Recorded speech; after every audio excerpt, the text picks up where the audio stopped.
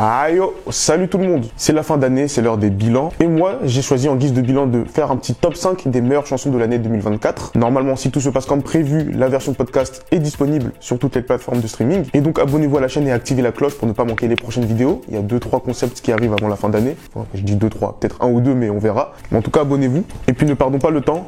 Rapidement, il n'y a pas le temps. On peut démarrer. En numéro 5, j'ai mis Too Less de José pour la Côte d'Ivoire. Alors José a sorti un excellent album cette année avec Vibration Universelle. Et dans ce projet, j'ai eu 2 gros coups de cœur et j'ai donc hésité entre les deux pour le placer en numéro 5. Comme je voulais pas mettre 2 fois le même artiste, la chanson en question dont je parle, c'est Double Jeu, qui est en réalité mon morceau préféré du projet. Mais j'ai quand même choisi de mettre en avant Too Less, qui est évidemment le smash hit, donc celui qui porte le projet. Donc voilà la première raison, parce que comme je l'ai dit, c'est le plus gros titre de cet album de qualité. Mais c'est surtout pour son impact en dehors des chiffres, où par exemple José a popularisé l'expression Too Less, qui était bien sûr déjà employée en Côte d'Ivoire. Mais à travers ce morceau, c'est au moins toute l'Afrique francophone qui a pu la comprendre et l'employer à son tour. Et puis je ne remercierai jamais assez les fans de José, sans qui je n'aurais pas autant d'abonnés sur TikTok. Donc merci beaucoup, on approche des 30 000, donc si ce n'est pas fait, abonnez-vous aussi là-bas, merci bien. Et puis on passe à la 4e position où j'ai placé Azaman de Rema pour le Nigeria.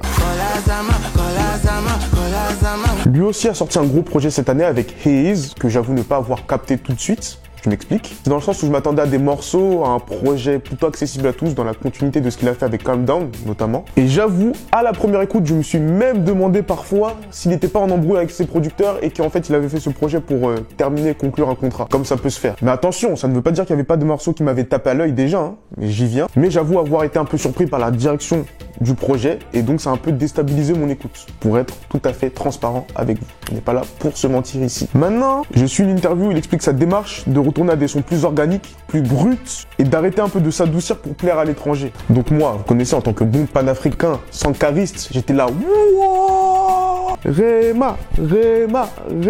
Et donc selon moi, le morceau le plus impactant du projet, c'est Azaman, morceau que j'écoute en boucle depuis et donc qui justifie cette présence dans ce top 5. L'instru, on a l'impression sorti tout droit d'un film d'horreur avec en plus des distorsions sur la basse.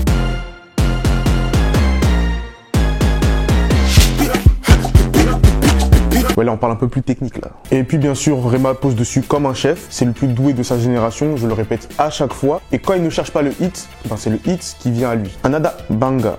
Et ouais, donc chapeau à l'artiste. On passe maintenant au podium où en numéro 3 j'ai placé Twala Bam, donc morceau multi-artiste sud-africain, donc qui représente logiquement l'Afrique du Sud et pas le Kazakhstan. Réfléchis. Bon, là on parle d'un phénomène. Et croyez-moi ou non, je n'ai pas du tout été influencé par le challenge qui a porté, qui a propulsé ce morceau. Croyez-moi ou non, hein.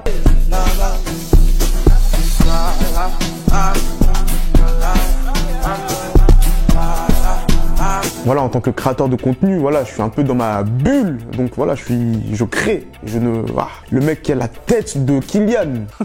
Arrêtez ça, coupez tout. C'est Kylian Mbappé qui vous le dit, quoi. Coupez tout. Mais donc pour de vrai, j'ai découvert et apprécié la chanson avant de voir les challenges sur TikTok. C'est réel, hein. Et c'est un petit problème, moi j'utilise mes réseaux sociaux que pour poster mes contenus et puis bye. Salam, arrivederci, sayonara, que le diable t'emporte à... Bon voilà, vous connaissez. Alors au revoir, à la revoyure, bon voyage, arrivederci, sayonara, adieu, bon débarras, bon vent, que le diable t'emporte à 312 km. Ne reviens pas que je ne te revois plus, hasta la vista. Tire-toi et taille la route. Ah ouais, je vis dans ma grotte, frère. Donc, comme je ne suis pas un scroller coriace, je n'ai pas eu cette lassitude qu'on peut avoir quand on entend tout le temps une chanson, puisque je n'écoutais pas que le refrain en boucle. Je me suis pris le morceau dans son entièreté et en longue version de 6 minutes 30 où j'écoute vraiment de la minute 0,0 à la minute 6,30. Même les dernières notes là en toute fin, là j'écoute vraiment jusqu'au bout. Voilà. Ouais, j'aime trop les chansons longues et c'est pour ça que la main piano me régale, en tout cas sur les plateformes de streaming avant de faire les versions plus courtes. Et d'ailleurs en parlant de ça, le morceau a bien été exploité durant l'année puisqu'on a fait appel au cheat code Burna Boy pour le remix du morceau.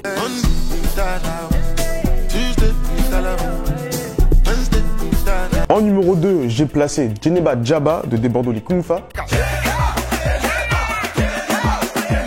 Alors pour celui-ci, j'en ai déjà parlé, et donc je vous réfère à ma dernière vidéo Top Afropop, normalement que je vais mettre là, un truc là, où je reviens là-dessus. Mais voilà, pour résumer rapidement, en tant que grand fan de coupé décalé et grand fan de Débordoni Kumfa, j'étais très content de voir l'engouement qu'il y avait autour. C'est arrivé dans un contexte un peu particulier, donc encore une fois je vous réfère à la vidéo. Mais le succès de ce morceau est parfaitement justifié, déjà par l'immense talent de Débordo, et puis bien sûr par la prod incroyable fournie par Tamsir. Et donc petit roulement de tambour pour ma meilleure chanson de l'année 2024. Voilà, bon, soit c'est moi qui le fais à la bouche, soit au montage je vais faire un truc propre, mais bon, moi, je préfère le faire à la bouche. Et la première place revient à Twe Twe de Kiss Daniel avec Davido. Alors pour celui-ci, j'avoue, j'ai un peu triché, puisque l'audio du morceau est sorti à la toute fin de l'année 2023. Mais déjà je fais ce que je veux, c'est ma chaîne. Et en plus le clip est sorti fin janvier et l'exploitation du morceau s'est faite courant l'année 2024. Donc voilà, ça y est là. Et pour moi, cette association entre les deux Nigérians, Kiss Daniel et Davido, est une évidence. C'était parfaitement clair dès le départ que c'était un très gros morceau. Un peu comme quand Kiss Daniel s'était associé avec Tekno dans Booga. C'est le même délire. Et donc de la même manière, ce son sort du lot par rapport au reste des chansons, puisqu'en fait, je n'ai pas la sensation d'avoir déjà écouté ce morceau ou ce type de sonorité-là. Même si ce sont des percussions traditionnelles qui ont été utilisées et puis mis au goût du jour. Mais par contre, ce titre a sans doute inspiré Scales dans Jogo, j'en parlais dans mon dernier Top Afropop.